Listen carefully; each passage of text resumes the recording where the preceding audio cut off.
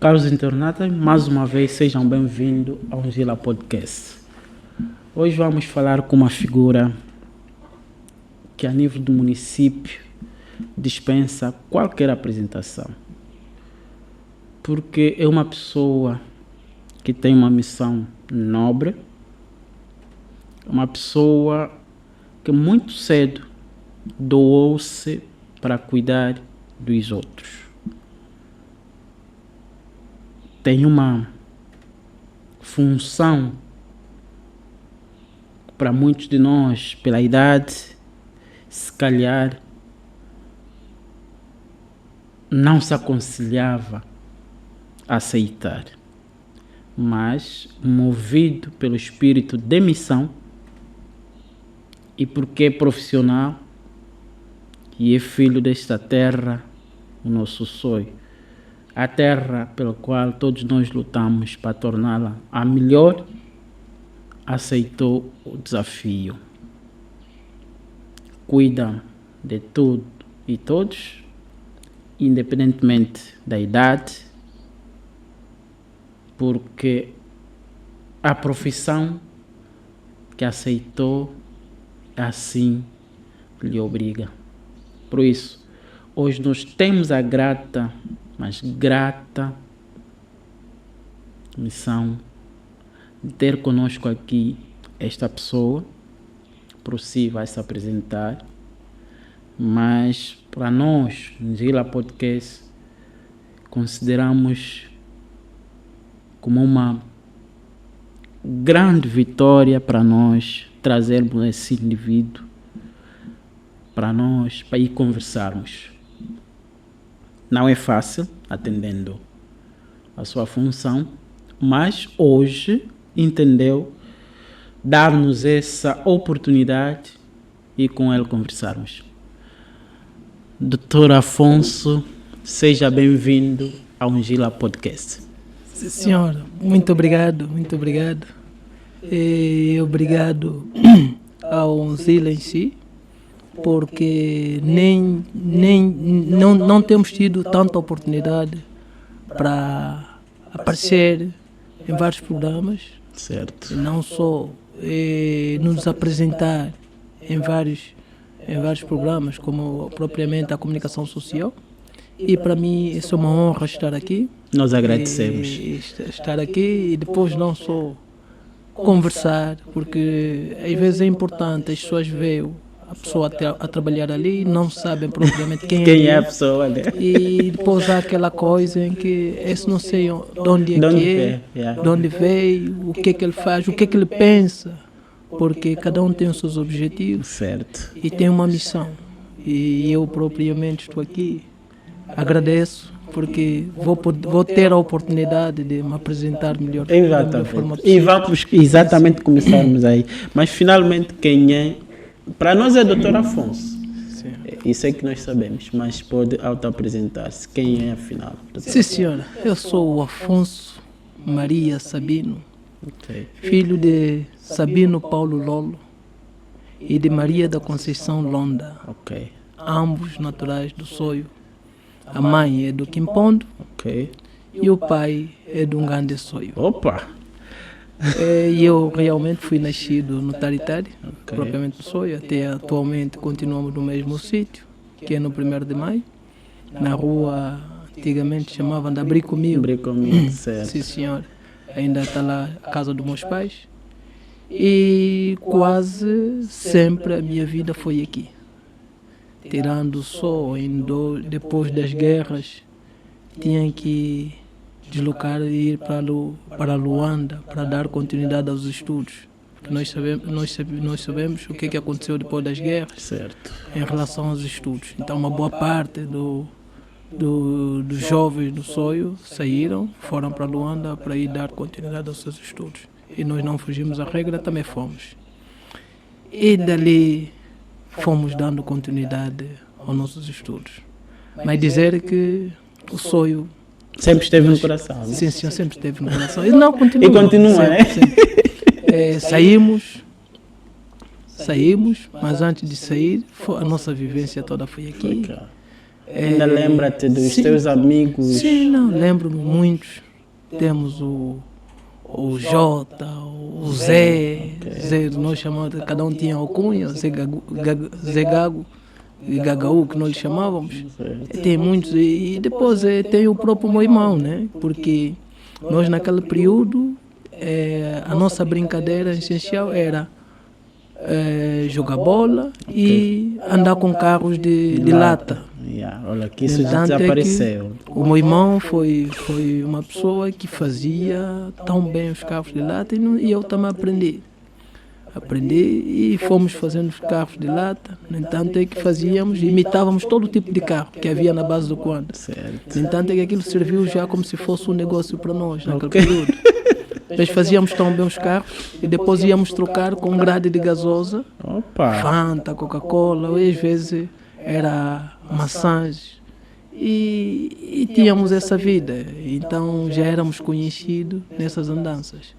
E depois, não só, a base do Quanda, que hoje em dia está Angola LNG, ela era o nosso sítio ideal onde nós íamos buscar aquele lixo na lixeira, íamos procurar garrafas de água e outras coisas, porque aquelas garrafas é que serviam depois, chegam em casa, lavam bem, que para revender a água, que é água fresca, para vender no mercado. Olha, também passei nesse processo. Agora me faz lembrar, às vezes em que nós íamos comprar as garrafas nos senhores que saíam da base do Quanda e tinham o terminal. Sim. Aí na central. E nós íamos lá comprar as garrafas que é para no dia seguinte vender água. Mas são memórias, né? Que se calhar muitos quando olham para nós pensam que nós não temos uma história a nível do sonho, né? Para muitos olham para nós mas nunca viveu aqui, nunca passou as dificuldades que muitos hoje estão a passar e os outros passaram. Mas é só para fazer lembrar que para quem me conhece, esse Kennedy, que muitos chamam e olham, também já vendeu água fresca.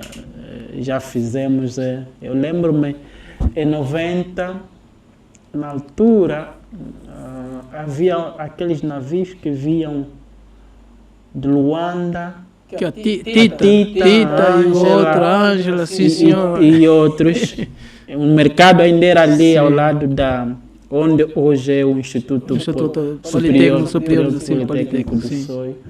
Nós fazíamos a travessia do outro lado, a remo, levando as pessoas desse lado para aquele lado. É só para ver como é que a vida é boa. Mas, doutor, o sonho de ser médico sempre o acompanhou ao longo da vida? Isso é que eu, às vezes em quando, fico assim a pensar da minha vida. Nunca foi meu sonho. Não? O meu sonho realmente foi que eu sempre gostei da matemática. Ok. O meu sonho é ser engenheiro, propriamente dos petróleos. Opa. Mas Deus sabe como faz as coisas. Estando em Luanda, quando fomos para Luanda, fomos estudando. Naquela altura estávamos a estudar ali no Colégio Ngalula Toné, que o pai do William Toné. Ele tinha um colégio ali aí ao pé da Sagrada Família. Okay. Nós estudávamos lá, nós vivíamos na Vila Alice com o meu irmão. E durante esse período fomos estudando, mas depois fizemos o básico todo. Depois, na transição para o médio, ficamos um período sem estudar, porque cada um tem os seus problemas. E nós sabemos que chega um determinado período na vida em que cada um tem as suas prioridades. E era uma altura um pouco chata, em que foi numa altura em que o meu irmão contraiu o matrimônio. Depois foi a altura que o outro meu irmão também, porque são 2 irmãos, também tinham seus problemas. Então depois dali chegou uma altura em que ficamos naquela. Quem vai nos apoiar? Nem um, nem o outro. E ficamos assim. Ficamos um bom período. E depois nós naquela altura temos que sair da Vila Alice. Depois fomos viver no Rocha Pinto. Eu e meu irmão, o caçula. Fomos para o Rocha Pinto. E o Rocha Pinto assim fomos vivendo. Sempre com a esperança de fazermos o O médio. médio, ok. E ficamos um bom período, que ninguém faz médio, nem nada, cada um tinha as suas prioridades. Respeito isso, por isso é que agora sou adulto, eu sei como é que as coisas são. É preciso nós fazermos bem os projetos. E ficamos nesse período. E durante esse período, a única coisa que nós sabíamos é sempre manter a esperança. Tanto é que eu e o meu irmão sempre naquela de orar para que chegue o nosso dia de fazer o médio. E depois, acho que depois de 2 anos, nós ficamos sem estudar, 2 ou 3 anos. Depois dali vem o outro meu irmão, que diz que já chegou o período, vocês já ficaram muito tempo sem estudar. Agora procurem o sítio que vocês quiserem, seja numa escola privada, seja no estado, onde vocês quiserem. Eu estou aqui. Ok. Uau, que Eu fiquei alívio. naquela e nós vivíamos ali no Rocha. A primeira coisa, logo que eu vi isso, eu fui vestir, comecei a andar para ver onde é que eu vou estudar. E logo que eu saí do Rocha, descaio daquela da samba, vejo logo um colégio, que é o colégio Mandumbo, Ok. ali na samba, ao pé do... Há um embondeiro. Sim, senhor, Ok, é tô a ver. mesmo isso. Ok. Então, logo que eu vejo o colégio, gostei do colégio em si, e havia muitos alunos, era uma coisa bonita. Disse, não, vou entrar. Eu entrei para lá, perguntei quais são Os cursos que tem, haviam. Ok. que haviam. Dos cursos que haviam, eu queria fazer ciências exatas, porque ciências exatas ainda dávamos aquela prerrogativa Depois de eu poder fazer mais ou menos, continuar com o meu sonho.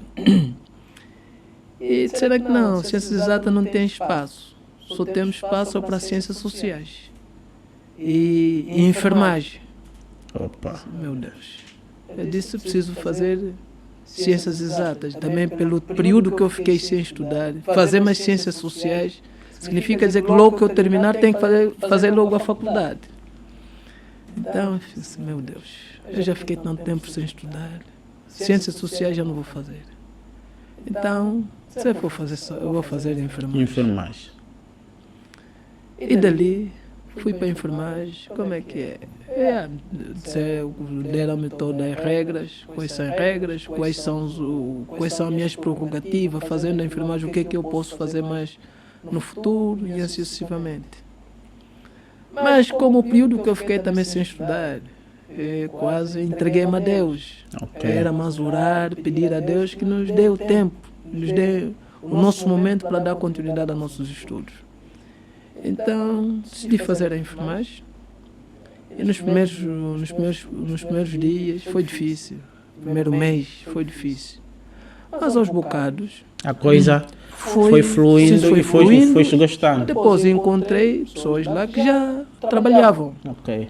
Havia mães velhas que nós encontramos lá, que já era já funcionária do hospital ali da Samba, mas outros, em vários hospitais. E eles foram passando as suas experiências e ao longo do período fui gostando, fui mudando de mentalidade. Ok. E fomos fazendo, estava tudo bem, as notas estavam boas. E depois dali entramos no período de estágio. E no período de estágio, logo começamos o estágio. Onde é que tu fazes o estágio? Eu logo calhei no Catambor. Catambor. Sim, lá ali ao lado do Prenda tinha lá um centro. Catambor tinha lá um centro, onde eu calhei o meu estágio, o primeiro estágio. Depois dali fui ali para o Casquel, depois é que vou para o centro da Samba. Aí próximo do sim. coisa. Ok. E ao longo desses sítios todos fui encarando alguma dificuldade das populações. Uma delas que fez com que mudasse o meu comportamento, no entanto, é que a minha primeira filha só tem 7 anos. Só tem 7 anos porque foi por causa de algumas vicissitudes que eu fui encontrando ao longo dos estágios. Encontrei pessoas, mulheres, em que está grávida, no momento do parto, em que no momento do parto o pai não está, só está a família dele e algumas apareciam sozinhas. E tu vias a aflição dessa senhora a ausência do marido, Do parceiro, do certo. parceiro. E aquilo Chocava-te. chocou-me muito, chocou-me, porque quando alguém está grávida, não importa os problemas, é preciso, durante aquele período, é preciso as pessoas estarem unidas. Porque a criança em si, apesar de ainda não vir para o mundo, no ventre em si precisa receber o amor Dos pais, né? dos pais. Ok. Não importa, por exemplo, pode ser a mãe, mas o pai, mesmo estando, ela está no ventre da mãe, mesmo o pai, falando com uma criança que está dentro do ventre da mãe, é possível essa comunicação. Ok. E é fluida, é uma comunicação fluida, elas entendem. Opa. Então eu fui sentindo isso e durante o período do parto tu sentes que as senhoras da forma que te apertam no momento da aflição é como se fosse nós somos todo homem culpado Ok. da sua situação. Ok. Então isso chocou-me muito. Então, Foi retardando o teu processo para criar uma relação. É mesmo isso. E acabei por ficar, fui criando amor e foi uma coisa muito linda mesmo. E fiquei já entregue à saúde. Ok. Foi um amor autêntico e tudo que eu fizesse, porque eu lembro naquela altura, para mim, a anatomia era uma coisa muito difícil. Mas quando a pessoa tem a vontade, aquilo que é difícil torna-se uma coisa fácil. E criei esse amor e dali também jurei. Logo que terminar, vou dar continuidade a essa área de saúde. Ok. Entanto é que... Quando terminas o médio, vai Termino logo... o médio? Não vou logo. Terminei o médio, eu fiquei 2 anos. 2 anos. Não, 1 ano. 2 anos, sim. 2 anos antes de começar a fazer a faculdade. Termino e no mesmo colégio, foi naquela altura em que começou aqueles jogos da sorte, Luanda da sorte, e lá no colégio também onde eu estudei Mandumbo tinha uma empresa que também tinha esses jogos. Entanto é que fui escolhido por causa das notas que eu tive naquela altura. Boas notas, pela minha prestação, então trabalhei lá como supervisor. Trabalhei durante 1 ano como supervisor desses jogos. E depois dali, logo que eu saio dali, venho logo para o Soio. Ok. Venho para o Soio, para a clínica da base. Ok. Para durante esse período ficar aqui. Primeiro entrei como estagiário mesmo e depois dali fiquei já integrado no grupo dos profissionais de enfermagem da clínica da base do Quanda, sim senhor. E quando é que tu passa para a função pública? A função pública é uma história já posterior, ainda falta. Então isso só ocorre... Eu sei que depois vas a Portugal dar continuidade à formação. Não, o que acontece é que durante o período eu entro para os quadros da enfermagem da base do Quanda e dali trabalhei em um período, depois volto para Luanda. Para dar continuidade aos estudos. E fui para o Piaget. Ok. Fui estudar para o Piaget, fazer a medicina. E durante esse período, como a nível de Luanda, a base do Quanda não tem clínica, mas aqui a clínica geralmente transfere sempre pacientes para Luanda. Ok. Então criou-se um departamento a nível de Luanda, que é o departamento médico Da Quanda, no caso. e eu fui o responsável do departamento de médico da Quanda, a nível de Luanda. Ok. Era estudar e fazia esse intercâmbio. Logo que se transferisse um paciente, quem tratava todas as situações administrativas e outras situações, mais ou menos a comunicação entre o paciente, o hospital, ou seja onde for, era só eu. Então fui tratando essa burocracia toda, a comunicação entre paciente e os médicos, eu entrava em contato com os médicos ou as clínicas em si. E durante esse período fui trabalhando enquanto o estudante. Trabalhava, estudava e assim. Mas graças a Deus fui conseguindo mais ou menos conciliar as duas coisas. Senhor. Até que eu depois termino em 2012, termino a licenciatura e continuo mesmo a trabalhar. Dali, logo que eu termino, a empresa sepa, já não há necessidade de você continuar em Luanda, porque já és médico, então tens que integrar. E aí, volto logo para o Soio, já diretamente para a Cuanda, trabalhar dentro da Cuanda.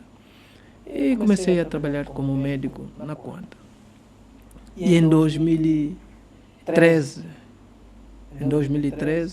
fomos trabalhando. Depois houve uma oportunidade, porque eu sempre tive o sonho, depois de terminar a minha licenciatura, precisava fazer um intercâmbio com algum país, tanto Portugal ou Brasil, seja, mas que seja mais ou menos, tinha que fazer isso, porque nós temos a ideia em que nós não fizemos absolutamente nada, a nossa forma de trabalhar é diferente, então eu queria mais ou menos ter essa experiência.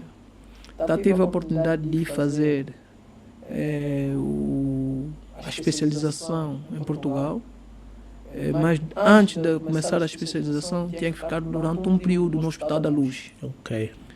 E então, logo que eu tive essa oportunidade, então escrevi naquela altura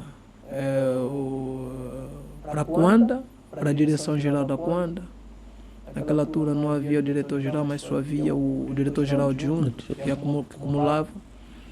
Então, logo que se recebeu o meu documento, e a resposta que tive,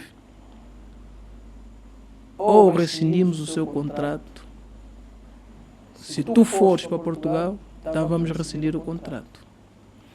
Como era importante para mim, e também havia outras situações que eu estava a viver naquele período, então não me convinha, então eu propriamente disse, então é melhor rescindirmos o contrato, porque também rescindindo o contrato, nós já não temos mais, por norma, quando alguém paga a sua bolsa, tu tens 4 a 5 anos em que obrigatoriamente tem que continuar a trabalhar aí. Certo.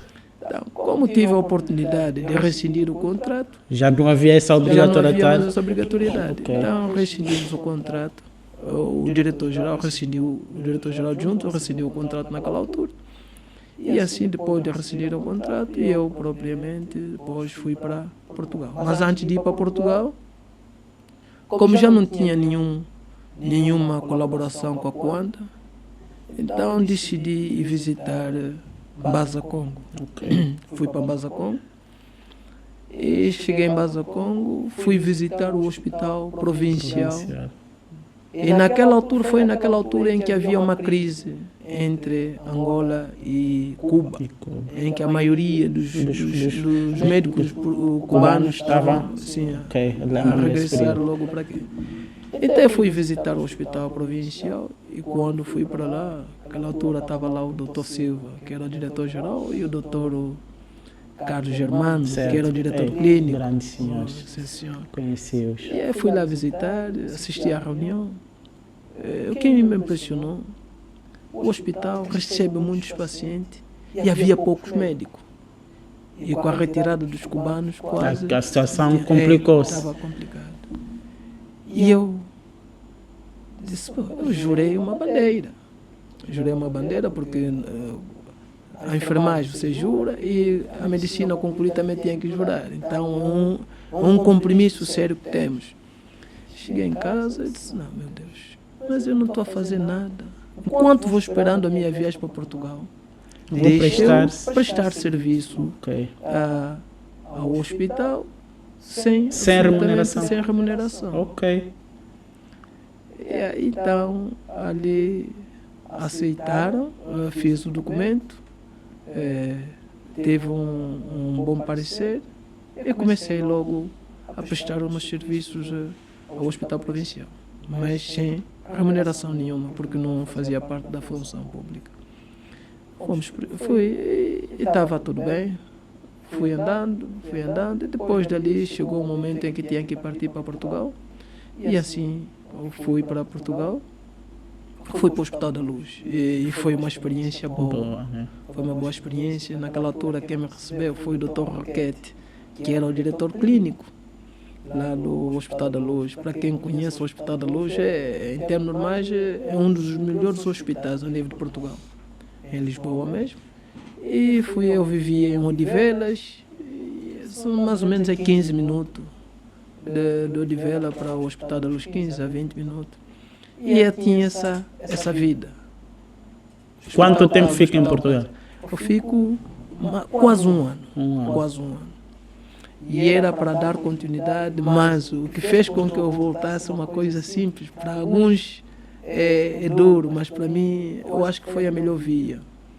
Porque durante a minha estadia em Portugal, todo esse período, quem foi custeando a sua estadia a minha lá? estadia, tanto, em tudo mesmo, foi meu irmão. Opa. E é pesado, porque além de mim, tem outros Tem irmãos, outros irmãos, tem os a filhos. mãe, tem os filhos dele, tem a esposa. Certo. Tinha outras perspectivas, poderia dar continuidade. Para o meu irmão, eu tinha que continuar, não tinha que voltar em Angola. Mas depois fui obrigado a inventar, fui obrigado a mentir. O meu passaporte tem um problema com a imigração. Sim, com a imigração lá de Portugal. Então eu tenho que voltar para Angola para resolver algumas situações. Senão não há problema, eu posso resolver isso. Não, eu tenho que ir. E assim eu volto para Angola. Mas no Hospital da Luz foi uma coisa muito bonita. Aprendi muita coisa. No entanto, é que há muitas coisas que eu estou a fazer no Hospital Municipal. É mesmo aquilo que você aprendeu. Aprendi lá, mesmo em termos de tecnologia. Se bem que agora já tem muitos hospitais que têm um sistema de gestão hospitalar, mas nós lá já vivíamos. Havia casos em que nós tínhamos dificuldade, todos os médicos a nível do hospital tinham dificuldade. Nós entramos em comunicação com a Inglaterra, os Estados Unidos, por videochamada, e chegámos a uma conclusão e tínhamos um diagnóstico. E foi uma coisa muito boa. Foi uma boa experiência, que agora nós temos esse sistema no Hospital Municipal de Soio agora. Bom, vamos chegar aí. Vamos chegar aí. Por isso esse era o motivo principal que eu precisava trocar experiência com outros países. Era mesmo para imitarmos o que eles fazem de bom. E assim eu voltei. No entanto, é que mesmo lá no Hospital da Luz, sempre que tivesse um caso mais ou menos de doença tropical, o Afonso era chamado para... E tive algumas situações, se bem que eu fui já preparado, né? A situação em que nós éramos chamados, eu propriamente ia chamado, eu lembro de uma altura, na UTI eu estava ali a trabalhar como professor, depois o professor saiu, nos deixou para fazermos um trabalho em que havia uma senhora, que quando recebemos a senhora estava em coma, depois ao longo do tempo a senhora depois sai de coma, logo me viu, assustou. O que é que se passa? Essa pessoa de cor aqui? Epa! Meu Deus. E eu nas minhas camas, sempre a fazer o meu trabalho. Depois, mais tarde, a senhora foi dando conta. Depois é que por isso é que é importante nós tratarmos bem as pessoas. Depois, ao longo do tempo foi acompanhando a minha voz. Depois, um certo dia, ele chama, faz favor, desculpa. Eu sei que chamei de pessoa de cor, mas desculpa, eu cresci assim. A senhora disse mesmo, eu cresci assim. Então, nós sempre vos apelidamos com esse tom. Para nós, sempre ficamos com aquela ideia, vocês são inferiores a nós. Disse, não faz mal, eu estou aqui para aprender e estou aqui a trabalhar. Mas agora há uma coisa que eu queria te dizer. Disse assim, o que é que se passa? Eu fui acompanhando a sua voz. E durante o período que eu fiquei em coma, o senhor sempre teve aqui, sim, senhora, porque eu que fui acompanhando a senhora, juntamente com os outros colegas. Sim, eu estava ali a acompanhar a sua voz. Mas é para dizer que muito obrigado. Eu agora saio aqui com uma apreciação diferente em relação às pessoas de cor.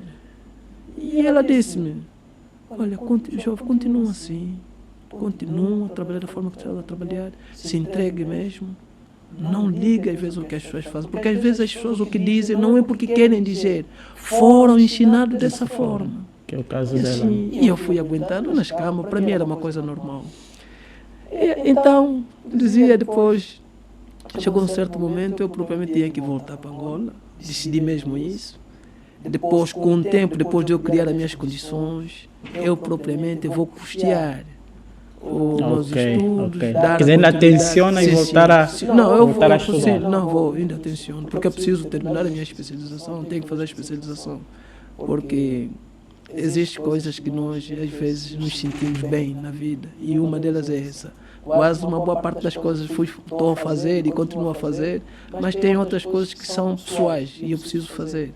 E voltei, realmente, eu lembro. Quando volta diretamente para Banzacom? Não. Volto para Luanda. A Luanda, depois dali tinha que encontrar um meio termo para conversar com o irmão.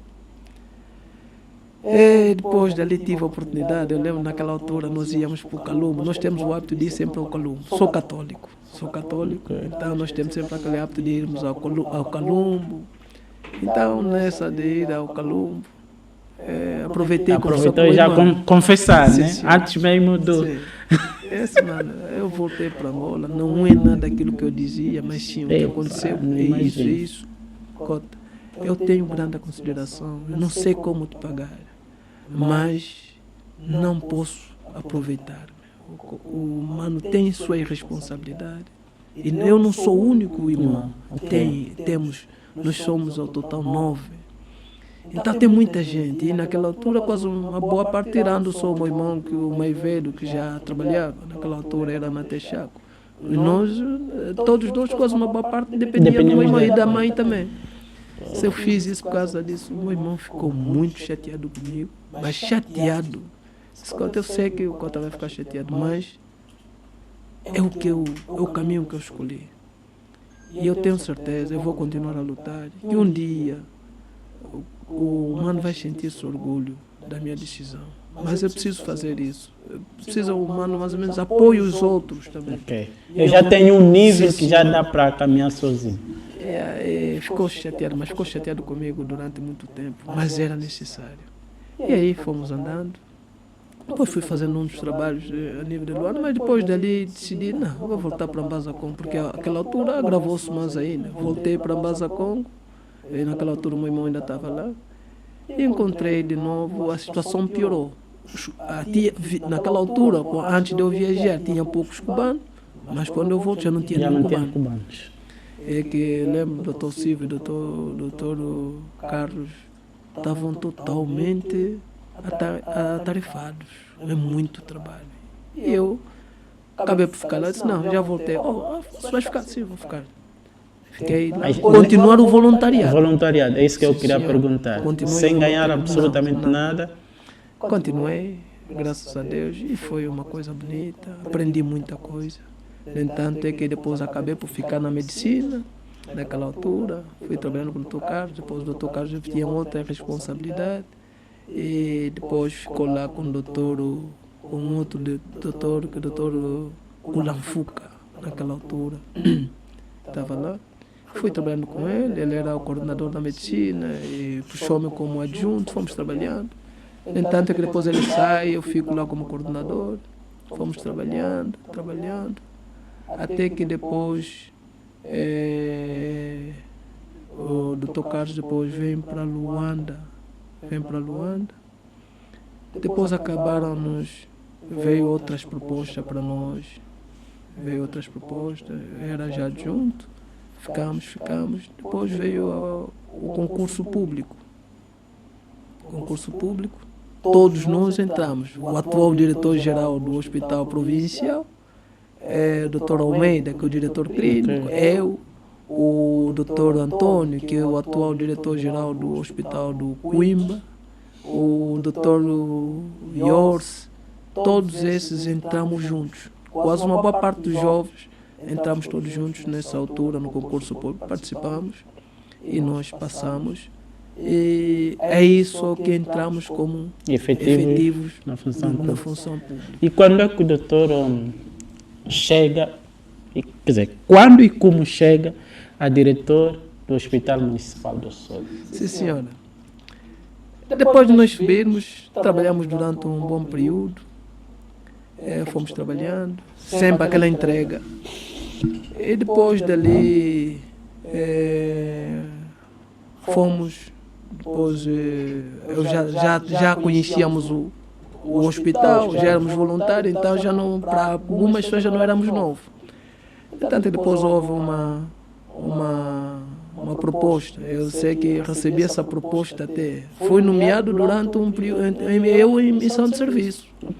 eu ia transferindo um caso que eu meus pésames até a família, que o comandante foi comandante aqui no Soio, na NEN12, faleceu, que depois foi, ai meu Deus, Da polícia? da polícia, foi comandante municipal, depois vai para Mbaza Congo, depois acabou por falecer, faleceu em Luanda.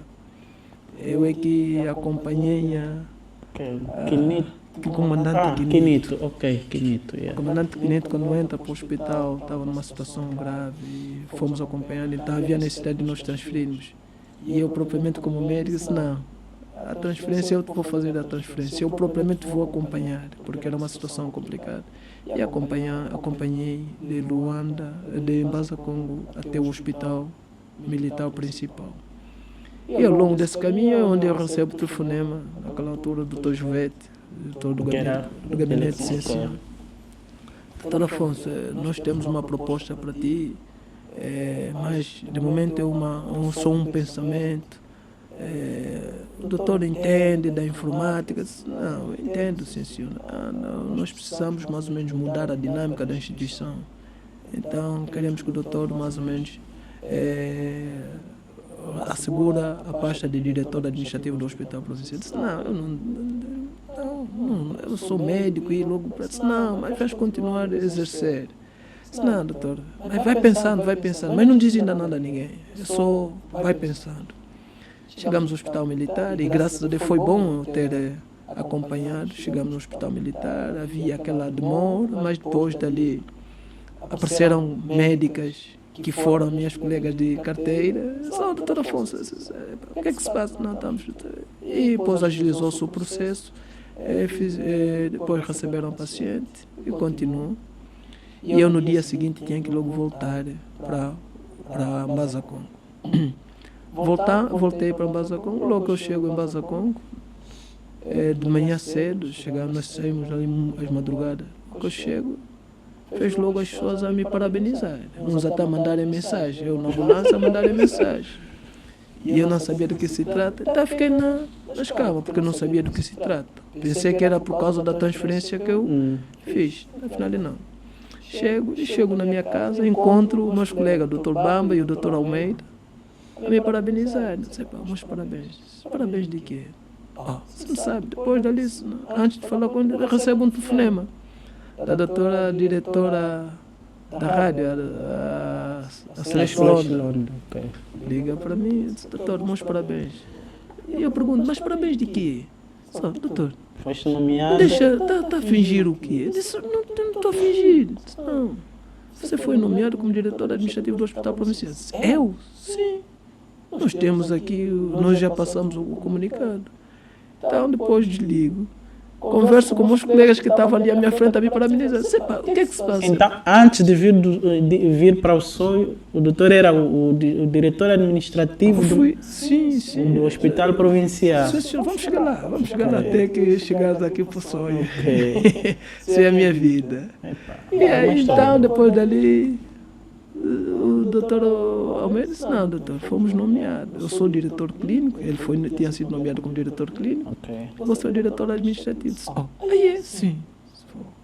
Eu chego em casa, a mulher e a família para me dizer. Depois ligo logo o noticiário, estou logo a ouvir as mesmas nomeações. Meu Deus. E ali fomos andando. Mas, no entanto, é que quando no primeiro dia de serviço, eu recordo-me até agora, em que muitos disseram que não, você não vai conseguir fazer absolutamente nada. Em Mbaza Congo já? Sim, no Hospital Provincial. Não vou conseguir fazer absolutamente nada. Tá bom. Eu só sei que estou aqui para uma missão, se for escolhido, porque se Deus permitiu. Se Deus permitiu é porque eu vou fazer alguma coisa. Eu só sei que se eu não conseguir, Ele vai me ajudar. Entrego tudo nas mãos de Deus. E assim fomos trabalhando. Fui cumprindo o que eu tinha que fazer, segundo a área em que me cabia dirigir. Fomos fazendo o nosso trabalho. Eu, como diretor administrativo, fomos fazendo algumas coisas e conseguimos fazer algumas alterações no hospital. Graças a Deus, o diretor-geral, o Dr. Silva, naquela altura, permitiu-me trabalhar à vontade na minha área E algumas coisas que eu fui encontrando dificuldade e apresentava, e ele foi sempre me ajudando, porque apesar de tudo foi um grande Professor, né? sim, senhor. Tem a sua forma, por isso é que a vida, dizem que nós somos imperfeitos, mas cada homem tem a sua parte boa e a outra parte, e é o normal da vida. E graças a Deus aprendi muita coisa com ele, e fomos trabalhando. No entanto é que eu depois fui fazendo alguns pedidos para dar continuidade aos estudos. Ele sempre me dizia o seguinte: Afonso, calma, doutor Afonso, neste momento a província precisa de ti. Eu sei que você precisa fazer especialização, mas a província precisa de ti. Nessa tua área, como diretor administrativo, precisa de ti. Mas doutor, não pode ser. Não, calma. Depois dali tive a oportunidade de ir fazer a primeira formação do país, em que o país precisava formar os gestores hospitalares, ou seja, nós fomos a primeira formação dos formadores de administração hospitalar. Ok. Então, fomos formados como formador. Eu sou formador nacional de administração hospitalar. Ok. Então, o meu nome é Calhou, fui nessa formação, ficamos em Luanda durante um bom tempo. Foi uma formação intensiva. No entanto, por isso é que às vezes eu digo que eu sou uma pessoa felizarda. Porque uma boa parte do pessoal que passaram comigo na formação hoje são diretores, todos eles. E fizemos essa formação, terminamos com êxito, recebemos o diploma, depois retorno a Basacom. Significa dizer, depois eu entrei como diretor administrativo sem nenhuma arma, diria. Ok. Porque eu sou médico. Agora, ir na parte administrativa sentiu-se deslocado. É mesmo isso.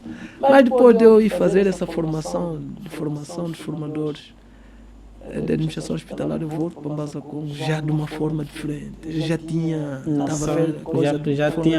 outra noção sobre as coisas que tinhas que fazer. E a formação que fizemos é uma formação, parece que naquela altura o país já via que nós teríamos algumas dificuldades. Okay. Em termos orçamentais. Porque nós fomos formadores em que no pouco você tem que fazer. E foi bom, voltamos.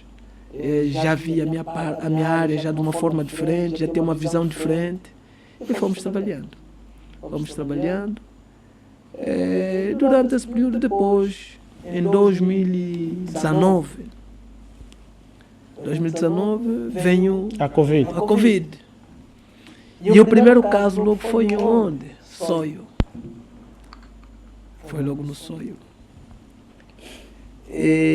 Esta é só a parte profissional, né? Porque às vezes é importante nós reconhecermos onde é que veio o nosso sucesso, que eu ainda não relatei. Porque ao longo desse período todo que eu fui ficando em Basacom, conheci a minha esposa, né? Que éramos amigos, grandes amigos, fomos nos conhecendo. E aí depois nasceu o amor de hoje e estou com ela até agora. E graças a essa senhora, isso é que fez com que eu conseguisse aguentar Basacom, porque não é fácil. Não é fácil. Conheces melhor a história porque te encontrei lá, porque foi uma das pessoas também que me ajudou para aguentar Basacom. E graças a Deus, naquele período, depois também fizemos o nosso matrimônio, casamos e assim.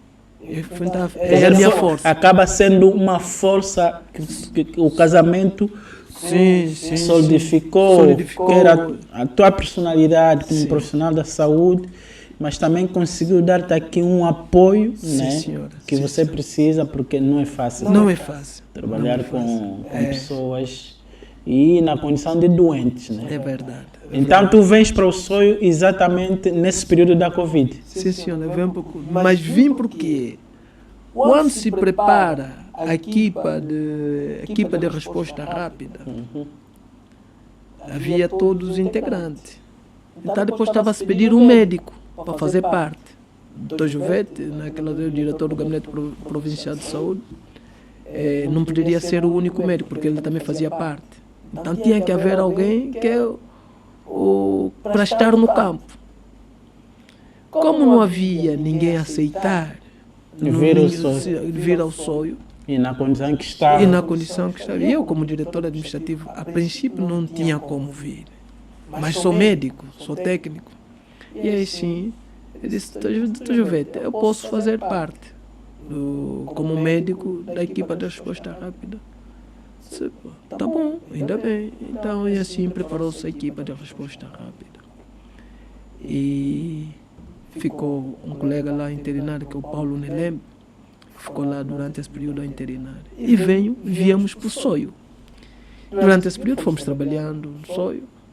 Ficamos esse tempo todo no Soio. Trabalhamos, até que os casos depois foram se acalmando. Tivemos mais ou menos o controle até que saímos daquele período.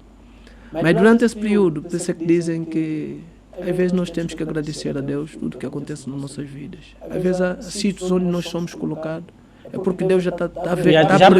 Já preparou o caminho para No entanto, é que aquele hospital de campanha que está ali, eu ainda não, como integrante ainda da equipa da resposta rápida, na discussão, quando vieram os americanos, na discussão, houve muitas discussões. No entanto, é que uma boa parte do pessoal queriam que este hospital fosse ali naquela parte para quem vai para Quinganga.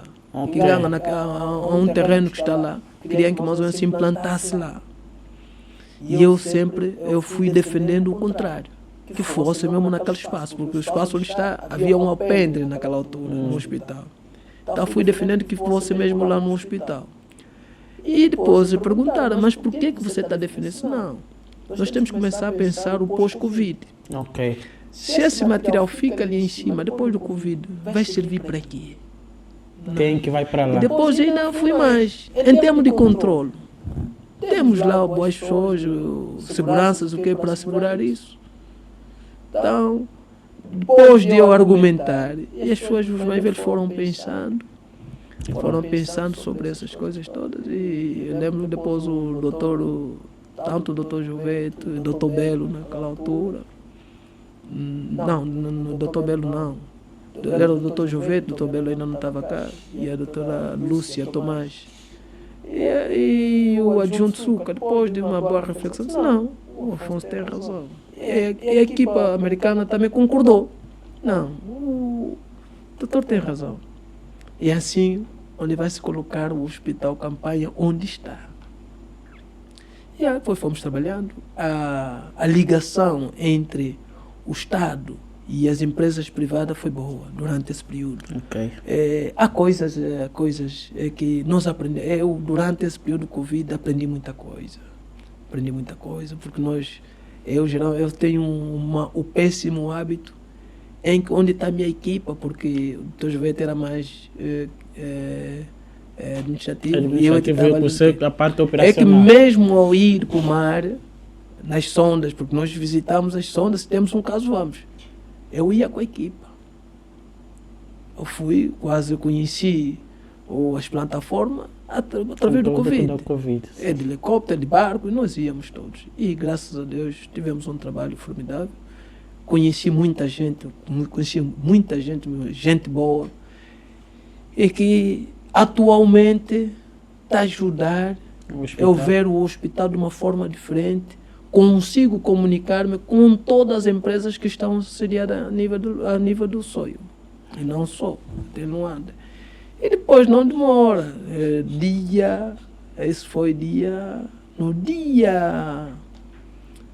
Acho que foi no dia 15 de outubro. 2020. Uma conversa que havia uma equipa multissetorial, em que o governador estava ali, era o chefe, já o coordenador. Então depois foram lá no hospital visitar algumas coisas, que o governador não gostou. E eu estava também ali a fazer parte, porque era como naquela altura, qualquer comissão tinha lá uma equipa do Covid. Então, naquela conversa, não, isso não está bom, não sei o quê. Depois dali eu fiquei no meu cantinho e o governador olha para mim, doutor Afonso, faz favor. Eu encosto logo, o governador disse, doutor, epá, você provavelmente vai ficar aqui. Assim? Assim. Disse, como assim, chefe? Sim, porque você precisa estar aqui. Acho que o teu trabalho lá em Bazacongo tem que findar. Tens uma missão aqui no Soia. Sabe, mas chefe, eu nunca gostei, porque durante o período de estudo não queria voltar mais a trabalhar aqui. Mas há quem diga que o doutor só está aí como diretor porque tínhamos um irmão que era vice-governador. Tem graça. Eu às vezes digo que mesmo no Naquanda em si, eu subo como diretor. Sim, senhora, tive algumas anuências para conseguir estagiar no hospital, no Naquanda como enfermeiro, graças ao meu irmão, porque ele já era diretor-geral adjunto.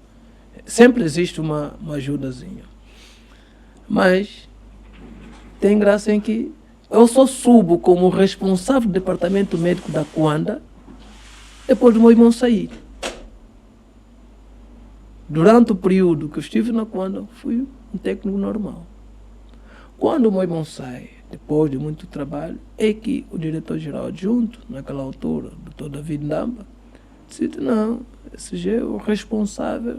E aí saiu a minha nomeação como diretor, como responsável do departamento médico a nível de Luanda, da Quanta. E fui trabalhando. É a mesma coisa que acontece. Parece, às vezes, tem alguns até que dizem, pô, se você não desse um empurrão, vocês estariam distantes. Okay. Quando eu subo, quando ainda como médico no hospital, a trabalhar como médico, eu lembro uma altura que o meu irmão foi visitar o hospital provincial. Naquela de visitar, fomos todos ali. Então, o doutor Silva, naquela de passar uma mensagem ao meu irmão, dizer que o teu irmão está a se dedicar bem, está a prestar bem o seu serviço. E o meu irmão, logo a primeira coisa que ele respondeu é que não, essa ainda não sabe nada, precisa aprender mais. eu lembro-me que eu estava lá. Entanto que o doutor Silva depois ficou só caladinho e eu fiquei triste porque não esperava que fosse assim, dessa forma. E aí continuamos até que o meu irmão saiu. Então é falsa a ideia de que só subiu como diretor do hospital municipal por conta do seu irmão. Não, no hospital municipal até o meu irmão nem estava ali, já não fazia parte do governo. Não, ainda até falo até como diretor do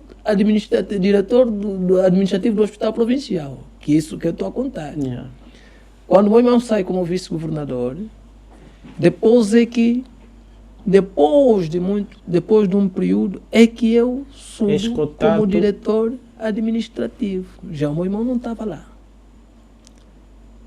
Depois desse período todo, Covid, esse relato todo, o meu irmão já não estava lá como vice. Já não estava em Bazacongo. Só trabalhando. E quando subo como diretor-geral, eu dizia que foi dia 14, depois dessa proposta. Depois dali, lembro-me, foi no dia... Eu subo no dia 20, não é? Dia 20 de outubro. No dia 19, nós estando, porque naquela altura a nossa base do Covid era ali naquela parte do Cami. Cami é ali no Mongo Soy, para quem entra ali naquela... Não, Cami é que? Aquilo acho que... Quitona, penso que é não, Quitona. Não é Quitona, tem um nome mais... Não é Cami aqui, mas o nome é mais ou menos idêntico. Okay. Lá naquela área. Lá tinha a nossa base lá, que era antiga, que era uma base antiga da Bechtel também. É para quem vai para o mercado? Não, aquele é o outro. Outro. Eles tinham mais um outro, okay. Sim, naquelas mediações, sim senhor.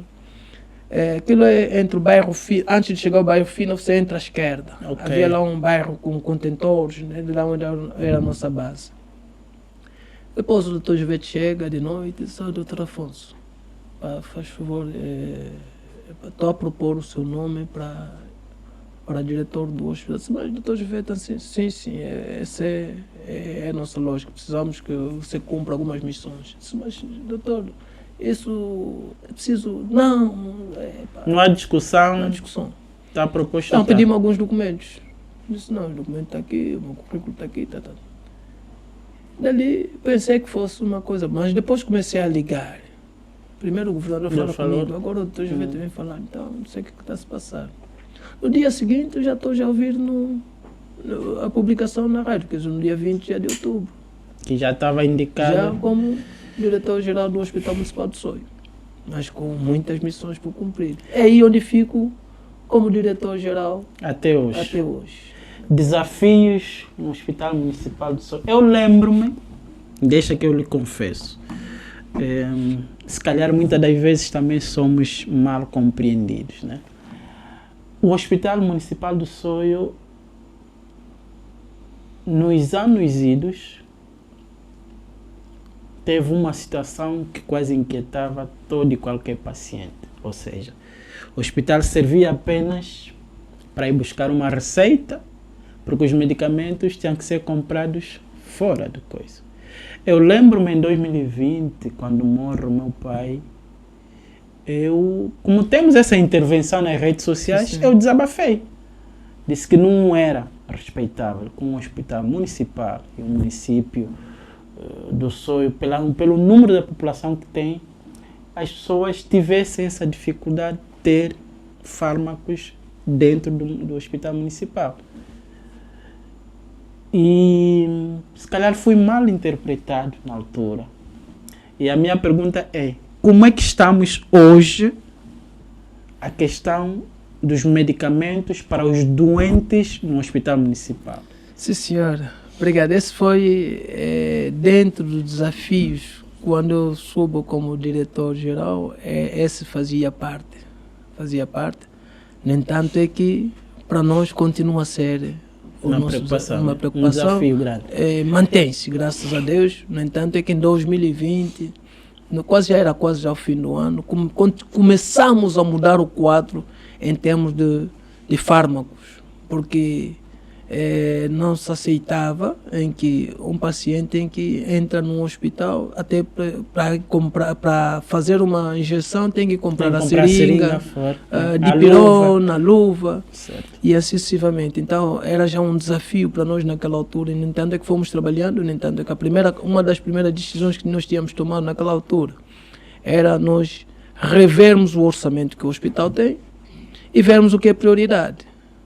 Porque dentro do orçamento, porque o nosso orçamento é um orçamento mais ou menos que está disperso, né? Tem várias coisas para cumprir, então nós temos que ver dentro dessas coisas todas o que era a prioridade para nós. E para nós uma das coisas que era muito importante para nós era a prioridade, era mesmo o medicamento.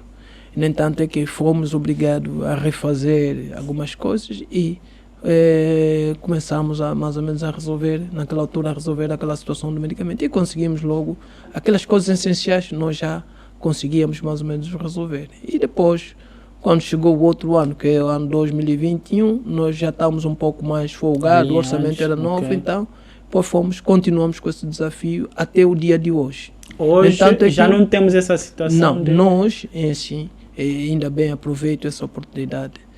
Nós temos um orçamento que não digo que é o melhor, robusto, okay. Mas é um orçamento em que quando você faz bem o trabalho, segundo as prioridades, tu consegues fazer mais ou menos a coisa como deve ser. No entanto é que nós, depois de vermos o nosso orçamento, qual é a coisa? Nós vemos o que é prioridade para nós. Mas um hospital, a base fundamental de um hospital é internamento. Okay. Logo, todo paciente internado tem que ter... é uma missão nossa. O medicamento é do hospital. Okay. E desde 2021, 2020 já fazíamos isso, começamos com esse desafio. De 2021 propriamente até agora, todo paciente internado, o medicamento é do hospital. Okay.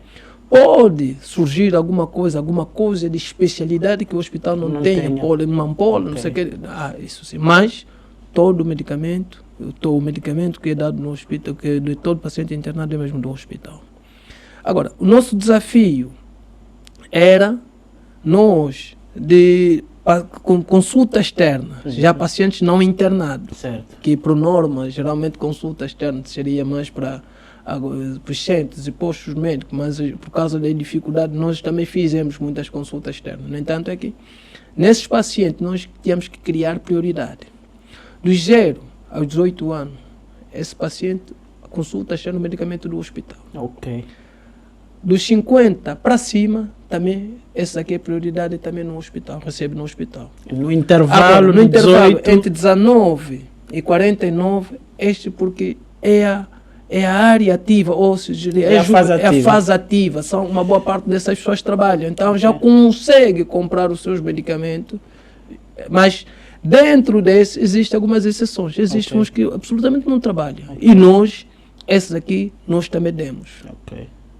Não, mas a nossa luta... É um desafio, né? Como identificar que este não trabalha, este... Isso não, existe mesmo aquelas pessoas que você dá, não tem como, nós temos que assinar, por isso que os diretores, antigamente era só o diretor-geral que assinava, mas isso não, nós não podemos ser burocrata. Então todos os diretores estão comigo, podem assinar, autorizar essas pessoas para irem buscar o medicamento. E essas pessoas recebem. Mas o nosso desafio para este ano era mesmo...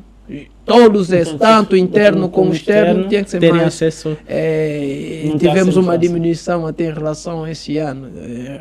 Em termos orçamentais? Em termos orçamentais tivemos uma diminuição, logo não tem como nós satisfazermos esse objetivo que nós queríamos, que era a nossa pretensão, mas não conseguimos. Mas até agora vamos fazendo o trabalho, porque fizemos um trabalho forte em relação ao controle. Porque às vezes o que é que se passa? Onde é que nós pecamos às vezes em quando nós da função pública em termos de controle. Em termos de controle, onde nós pecamos. Havia medicamentos, eram desviados? É isso que o doutor quer dizer? Eu propriamente, uma das missões minhas quando eu cheguei, que eu fiz, que fui mal conotado, mas eu tinha que fazer, porque se eu fui indicado como diretor-geral, tenho que fazer o meu trabalho, porque as pessoas precisam de ver os resultados. Certo. Uma das coisas que eu fiz, naquela altura eu lembro que eu acordava 1 hora, 0 hora, saía 0 hora, 1 hora, 2 horas. Que é para ir ia para o hospital para fazer revisão dos cacifos dos colegas. Dos cacifos. E realmente fiz isso 3 vezes, mas em períodos diferentes. Fiquei, a primeira vez mesmo fiquei muito triste. Fiquei triste. No entanto, é que aquilo está gravado na minha memória. E não só, está documentado.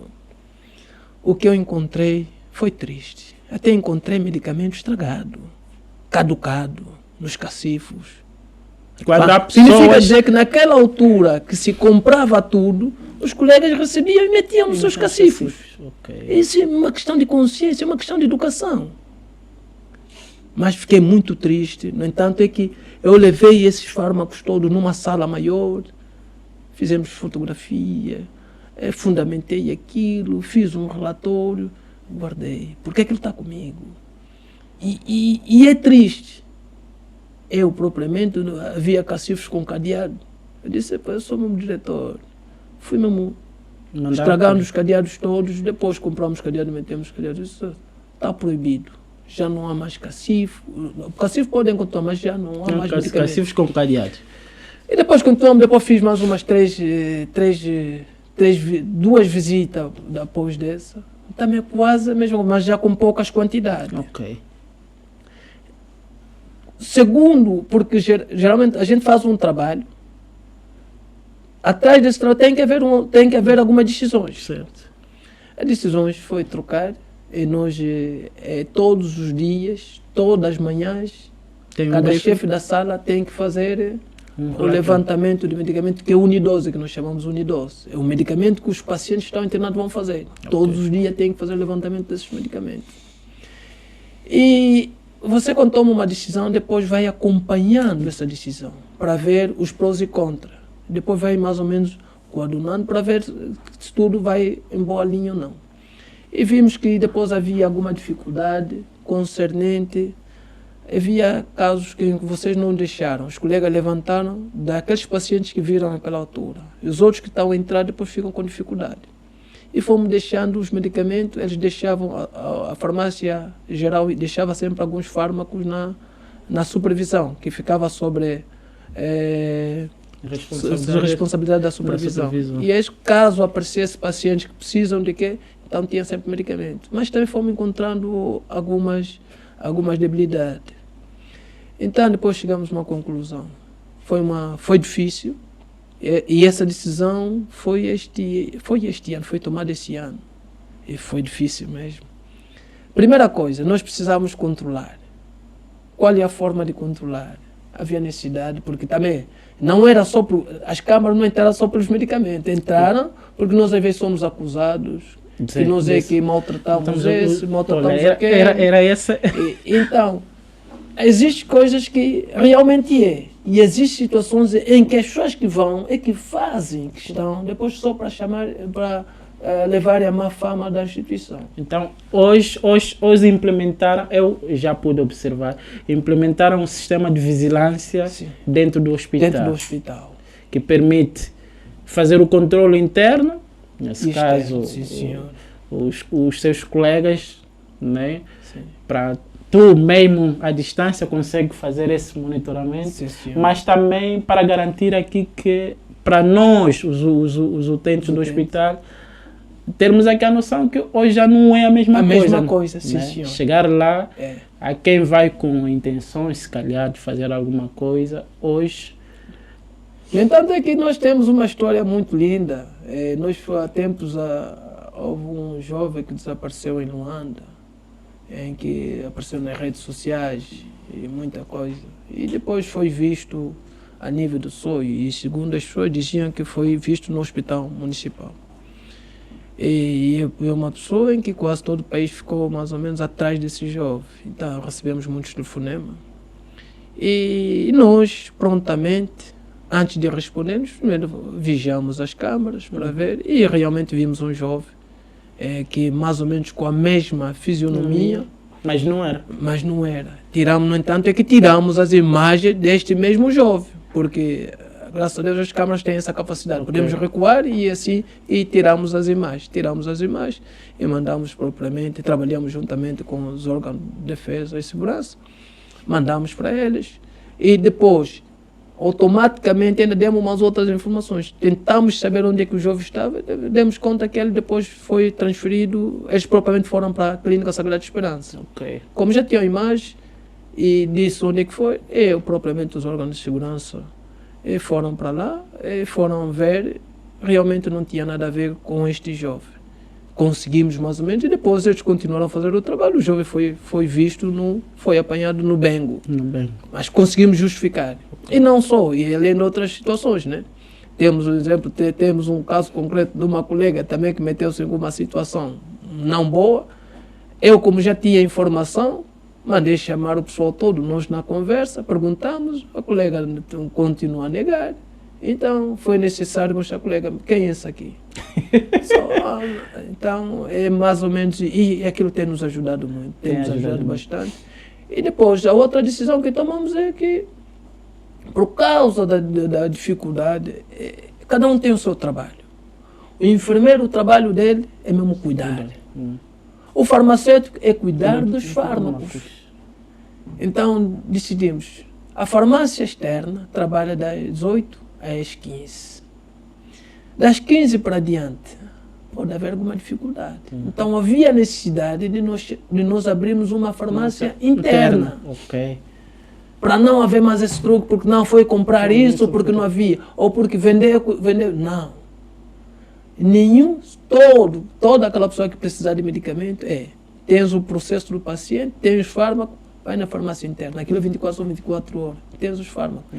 E nós abrimos. E para abrir isso, tivemos uma guerra enorme.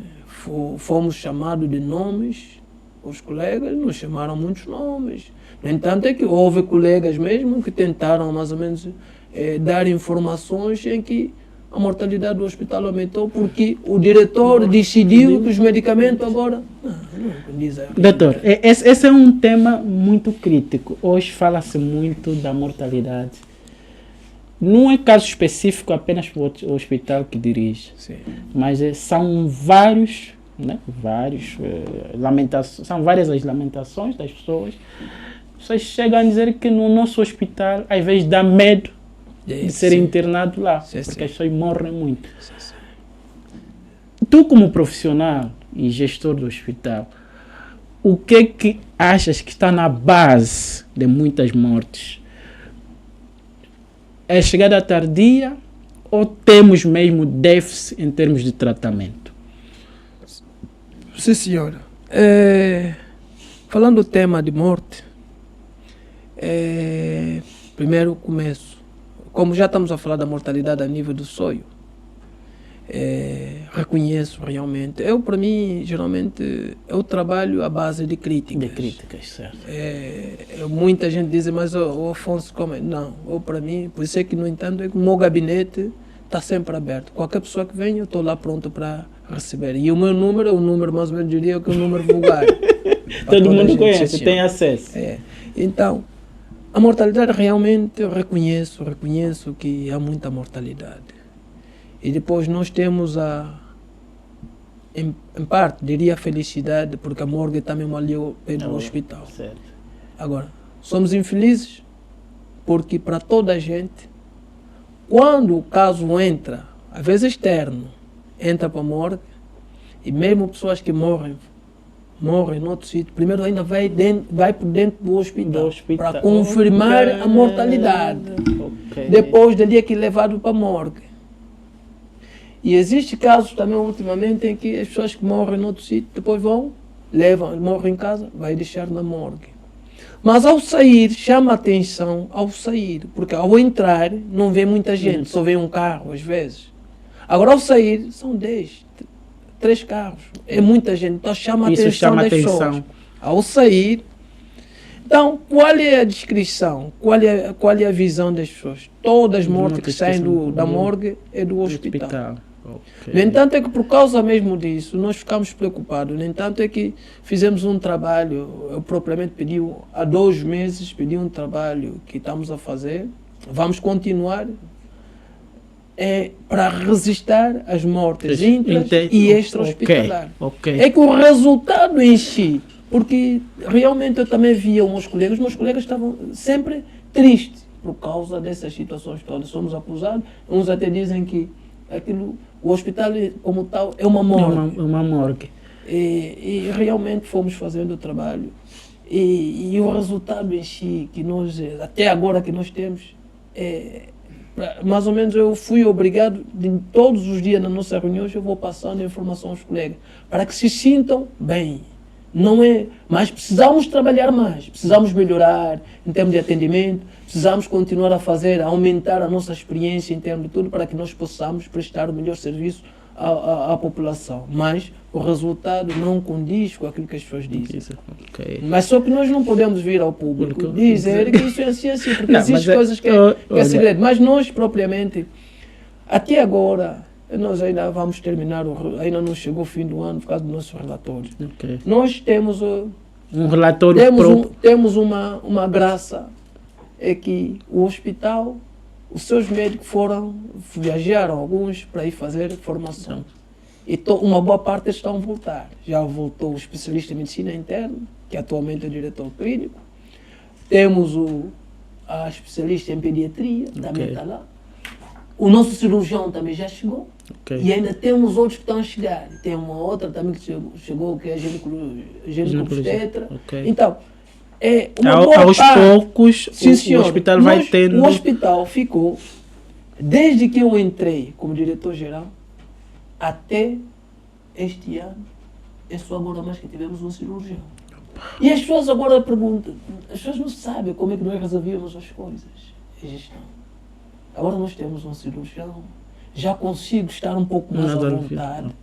É que, no entanto, nós, pelo nosso relatório, que ainda não divulgamos, é que nós tivemos uma redução da taxa de mortalidade. Uau.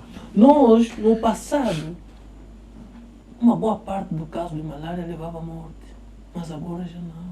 Nós estamos a resolver situações que as pessoas às vezes não percebem. Mas nós estamos ali a trabalhar. Reconheço que nós não estamos a fazer o melhor. Mas eu digo, estamos a diminuir porque geralmente faz-se uma comparação, um antes e o depois. E eu estou a falar em melhoria por causa do antes e o depois. Certo. Um antes e depois. Mas eu também reconheço, a população tem razão, às vezes, porque somos apelidados por quê? Por causa do nosso passado. Certo. Por isso é que dizem que na vida temos que andar bem. Se tu tiver um passado mau, é que fica rotulado. Okay. Mesmo que tu fizeste tanta coisa boa, não. Você É o isso. fulano. Nesse momento, o que é que mais preocupa, doutor? O que me preocupa, eu tenho falado sempre com os colegas, o que me preocupa é mesmo em relação primeiro, a situação do país em si. A situação do país em si. Isso me preocupa-me, porque nós, às vezes, o hospital como tal, a nossa parte é mesmo curativa.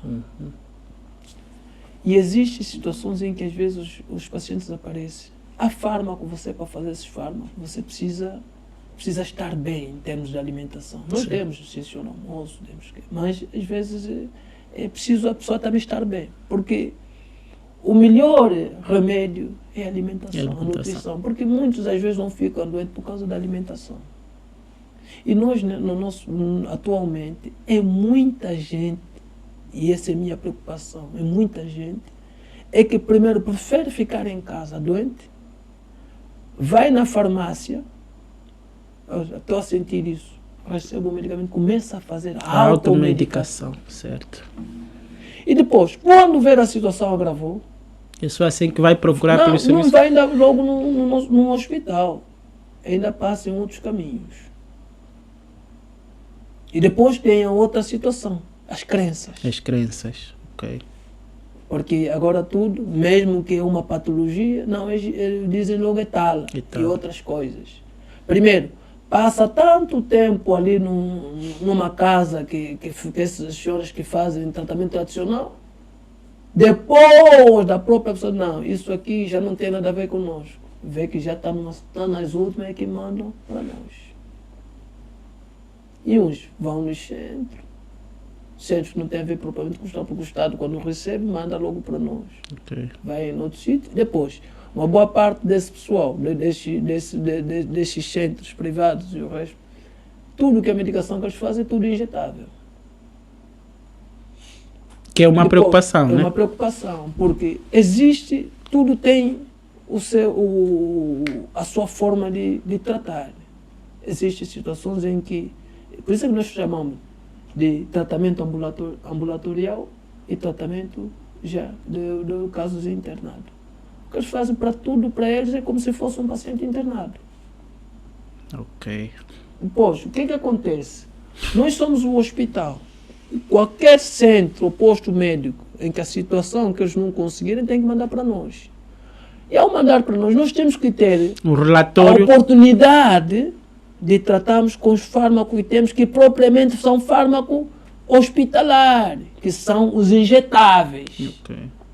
Agora não, eles já começaram com esses antibióticos de última geração. E chega para nós, o paciente já criou resistência em relação a isso. E nós temos dificuldade agora para tentar. Então temos que depois fazer outras coisas para conseguirmos ter mais ou menos o paciente como tal. E depois, essa é uma questão de educação. Porque a situação, porque o tratamento em si, os hospitais, há uma hierarquia. Okay. E segue-se aquela hierarquia. Aqui não se cumpre. Não se cumpre.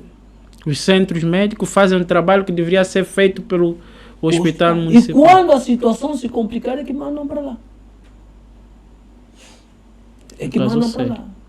No entanto, é que nós às vezes temos tido relatórios por causa dessas situações mesmo, que trabalhamos juntamente com a inspeção, no sentido mesmo mais ou menos de irmos atrás destes centros e postos médicos para que não façam isso, não compliquem o trabalho. Tá bom, querem dinheiro, mas que seja um dinheiro honesto, não é dessa forma. E eu reconheço que eu não digo sempre o bem, não é? Nós infelizmente ou felizmente, cada um tem a sua educação. Certo. Nós vamos para a escola para adquirir mais conhecimento, mas a educação de base é importante. O que se passa, sempre fala-se de maus trato. Existem pessoas mal educadas. Certo. A questão da humanização nos hospitais. É mesmo isso. A questão da humanização é um tema também que é candente nos hospitais. Como é que nós estamos a nível do SOI? A nível do SOI, eu não diria que estamos muito bem, porque o muito bem é quando eu ter o feedback positivo por parte da população. Certo. Mas nós estamos a trabalhar afincadamente sobre isso. No entanto, é que no hospital nós temos agora o excesso de reclamações. Okay. Então, distribuído em vários sítios para as pessoas mais ou menos começarem cada um sentir-se mal, pode escrever isso. Quem não quiser pode ligar diretamente e nós atendemos a sua situação. Agora, a questão da humanização de serviço tem 2 itens. Tem o paciente ou o trabalhador para com o paciente e o paciente e tem para com o paciente, ou seja, o utente para com o trabalhador. Certo. Porque tanto o profissional, tanto o utente, todos nós somos humanos. Por isso é que diz humanização dos serviços. Certo. E as pessoas às vezes fazem confusão. No entanto, por isso é que nós agora temos essa prova. Porque às vezes, quando você vai para o hospital, tu faz uma denúncia, sim, senhor. Nós não vamos tomar decisão só por tomar. Okay. Vamos temos que fazer, avaliar. E de vez em quando nós encontramos situações em que a pessoa vai se queixar. Quando é o promotor da situação. É a própria pessoa que começou. Então, eu propriamente vi com isto tudo, nas nossas reuniões matinais, eu sempre tenho pedido o seguinte nos colegas, é assim, eu vou sempre ao princípio de Deus. É esperar o reconhecimento do homem igual, você vai se decepcionar toda a vida. Não vamos esperar o reconhecimento do homem. Se vocês querem reconhecimento, esperem o reconhecimento de Deus. É verdade. Faço isso porque cada pessoa tem os seus problemas. Colegas vão trabalhar, eu sempre peço, vai trabalhar, esquece os problemas de casa. Certo. Vamos nos moldar, vamos pensar em Deus, vamos pedir para que a gente faça bem. Porque há uma coisa que é importante que na saúde fala-se sempre. Empatia. O que é empatia? Empatia é colocar-se no lugar do outro. Se você está a colocar-se no outro, como é que gostaria de ser atendido? É verdade. Isso eu sempre falo isso nas nossas reuniões, todos os dias. Então, se o utente veio, faltou respeito, você não falta com respeito. Desfrutou? Não, atendam bem. Porque o seu atendimento vai ser a resposta para ele. E vai fazer com que ele seja moldado. A próxima vez ele vai mais ou menos passar a informação dos outros. Não, nós também erramos. Mas no seu todo, eu reconheço que temos ainda muito trabalho na parte mesmo da educação, porque quem prejudica somos nós mesmos. Doutor, nós estamos a terminar, mas eu não queria terminar esse diálogo tão fluido consigo sem fazer uma pergunta de um dado que também preocupa. Nos últimos anos, o SOI era tido como um epicentro também, né? Se não sei se o termo se adequa ao VIH e SIDA. Sim, senhora. Como é que nós estamos? A nossa juventude está a se comportar? Dos dados, pode não revelar os dados que tem, mas continua a ser uma grande preocupação no SOI, a questão do VIH e SIDA. Sim, muito bem. É uma grande preocupação. É mesmo uma grande preocupação para nós. Em termos de dados, são dados assustadores. No entanto, é que ainda existem jovens que até não aceitam. Para eles isso não existe, mas os dados são assustadores. No entanto, é que nós, às vezes, nas nossas reuniões, temos sempre falado, temos partilhado que precisamos continuar a passar a informação, o cuidado, a prevenção em si. Porque a prevenção é a melhor coisa. Agora, para quem já tem, precisa essas pessoas também estarem mais ou menos cientes em que nós não podemos contaminar mais os outros. E o que se assiste agora é que existem pessoas que têm, uma forma vão dolosa. passando. Opa, meu Deus. Então, é mais ou menos, nós chamamos mais ou menos a atenção a essas pessoas todas. Vamos nos prevenir. Vamos nos prevenir em relação a essa doença que é um mal. E depois, para quem já tem, nós não culpamos quem tem, porque não sabemos qual é a via. Certo. Mas se já tem, nós vamos Faça tomar o consciência máximo, disso, certo. e vamos evitar que propaguemos mais a mesma doença para os outros. Porque uma boa parte dessa é a juventude, e a juventude é esta que vai desenvolver o país. Depois nós só falamos às vezes do VIH, e tem um outro problema também, que é a hepatite B. Hepatite Que B. é outro problema também, quase a via é a mesma. Então, precisamos prestar muito bem atenção e chamar a atenção às populações, a toda a juventude, e não só. Vamos ter cuidado, vamos nos prevenir. Para quem já tem, se previna também. Ok. Porque se você sabe que já tem, se previna. Então vamos evitar, ao invés de propagar ou propagar a doença, mesmo sabendo que tem. Mas os dados são assustadores. Epa, é de arrepiar. E a tuberculose também, não é? Mas a tuberculose tem mais ou menos o porquê. Nós sabemos que é a questão da alimentação. Da alimentação. É mais ou menos isso mais. Porque geralmente são doenças que estão sempre, que nós chamamos são doenças cruzadas. Quase estão sempre juntas. Então, mas estamos preocupados em relação a isso, estamos preocupados. Doutor Afonso, nós estamos muito, mas muito agradecidos. Eu penso que poderíamos perder mais de que 2 horas aqui, mas perder no bom sentido, né? E eu sinto-me muito agradecido o facto do doutor ter aceito o nosso convite. Eu acho que valeu a pena essa conversa consigo, porque de certa forma acabamos por falar de quase tudo, mas não é numa conversa de podcast que a gente vai falar tudo, né? Então nós estamos agradecidos. E dizer que se houver uma segunda parte, nós iremos novamente solicitá-lo para que venha cá. Naquele teu tempinho que tu tens, vê lá se encontre mais um tempinho, que é para falarmos das outras coisas que nós não conseguimos falar hoje. Não há problema, há tempo para tudo, principalmente quando é para uma coisa boa, há sempre tempo para tudo. E também pedir à população, nós não queremos melhorar. Esse é o nosso objetivo, melhorar. Então estamos abertos. E toda aquela pessoa que encontrar alguma coisa que não é o normal, que não seria a norma, procurem-nos. Nós precisamos mais cultivar o espírito de denúncia. De denúncia e de diálogo também. Diálogo, sim, senhor. Porque às vezes quando as pessoas aparecem, às vezes alguma coisa está mal entendido, e nós podemos explicar da melhor forma possível. Certo. E também eu vou continuar a dizer isso. Sou diretor-geral, mas não sou o único diretor-geral. Toda a população é diretor-geral daquele hospital. Okay. Desde que cada um veio com ideia para melhorar. Então, estamos todos juntos. Muito obrigado. Eu que agradeço. Caros internautas, como sabem, nós, para estarmos aqui no Ngila Podcast, temos o auxílio de outras pessoas, né? E todos os dias estão conosco para tornar isso possível. Nós temos aqui essa merenda, é um lunch pack da Matsuami, e eu continuo a dizer, se houver ou haver outra igual ou melhor, mostrem-nos. Mas para mim, essa é a melhor que há no mercado. Todos aqueles que tenham necessidade de realizar um evento e que precisam de um serviço como esta, a Matsuami tem resposta para dar, vai garantir-vos um serviço de qualidade. Mas não é só a Matsuami que nos dá aqui esse brilho que nós temos. Temos a Gocar, temos a Reprocess e agora mais do que nunca temos a Boca. Né?